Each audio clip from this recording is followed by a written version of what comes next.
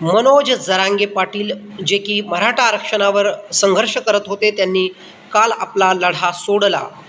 विखे पाटील यांच्या नेतृत्वामध्ये मुख्यमंत्री देवेंद्र फडणवीस यांनी जी मराठा आरक्षण संबंधित उपसमिती नेमली होती, त्या समितीने जरांगे पाटील यांची उपोषणस्थळी जाऊन भेट घेतली. हैदराबाद गॅजेटचा GR देखील शासनाने काढला. त्याचबरोबर आंदोलकांवरील गुन्हे देखील मागे घेणार असा GR देखील शासनाच्या वतीने काढण्यात आला. त्याचबरोबर सातारा संस्थानचे जे गॅजेट आहे ते महिन्याभराने लागू होईल हा शब्द शिवेंद्रराजे भोसले यांनी महाराष्ट्र शासनाच्या वतीने संघर्ष योद्धा जरांगे पाटील यांना दिला व त्या शब्दाचा मान देखील जरांगे पाटलांनी ठेवला. कारण की शिवेंद्रराजे भोसले हे राजे आहेत, छत्रपती आहेत, म्हणून त्यांचा मान जरांगे पाटलांनी ठेवला. आता त्याचबरोबर आपल्याला हेही उमजून पडतं आहे की मराठा समाजाला न्याय देण्याचं काम मुख्यमंत्री असलेल्या देवेंद्र फडणवीसांनी केलं आहे का, हा प्रश्न, या प्रश्नाचं फायनल उत्तर जेव्हाच भेटेल तेव्हा विधिमंडळाच्या पटलावर हे GR ठेवण्यात येतील व ते पारित करण्यात येतील. कारण की मराठा समाजाला खूप सतावण्याचं काम मुख्यमंत्री देवेंद्र फडणवीस यांनी केलं, अशी एक जनभावना मराठा समाजामध्ये होती. ती भावना माझ्याही मनात तशी होतीच. कारण की OBC DNA ही संकल्पना कुठेतरी देवेंद्र फडणवीस बोलून दाखवत होते. परंतु नितेश राणे काल बोलता बोलता असं म्हणाले की बघा, OBCवर अन्याय न होऊ देता मराठा समाजाला न्याय देण्याचं काम मुख्यमंत्री देवेंद्र फडणवीस यांनी केलं आहे, हे नितेश राणे बोलून गेले.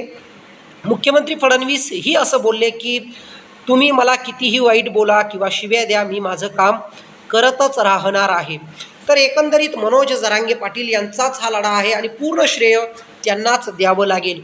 उपाशी पोटी 5 दिवस राहून आपल्या समाजासाठी जीवाची बाजी लावून प्रामाणिकपणे, निष्ठेने, कर्तबदारीने मनोज जरांगे पाटलांनी जेव्हा आक्रमकता दाखवायची तेव्हा दाखवली, जेव्हा संयम दाखवायचा तेव्हा दाखवला, जेव्हा शासनकर्त्यांच्या अंगावर म्हणजे विचाराने अंगावर जाण्याची वेळ आली, शिंगावर घेण्याची वेळ आली, ती देखील त्यांनी घेतली. स्वतःच्या आयुष्याला, स्वतःच्या जीवाला समाजासाठी रिस्कमध्ये टाकण्याचं काम मनोज जरांगे पाटील यांनी केलं आणि उपोषण सोडल्यानंतर त्यांना हॉस्पिटलमध्ये देखील दाखल करण्यात आलेलं आहे. म्हणजे तब्येतीची काळजी, कुठलीही काळजी न करता हा समाजच माझ्यासाठी सर्वस्व आहे आणि मी या समाजाचा, हा समाज माझा, ही जनभावना त्यांनी आपल्या कार्यकर्तृत्वातून, कर्मातून दाखवून दिलेली आहे.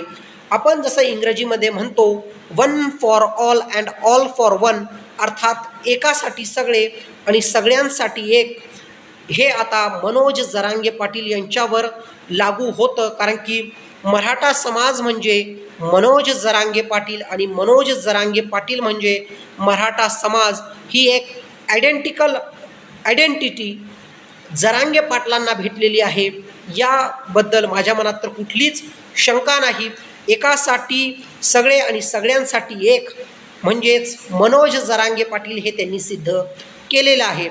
मनोज जरांगे पाटील यांच्या लढ्यासंबंधी, शासनाने घेतलेल्या भूमिकेसंबंधी व एकंदरीत मराठा आरक्षणासंबंधी तुम्हाला काय वाटतं, कमेंट बॉक्समध्ये तुमची भावना, तुमची प्रतिक्रिया नक्कीच कळवा.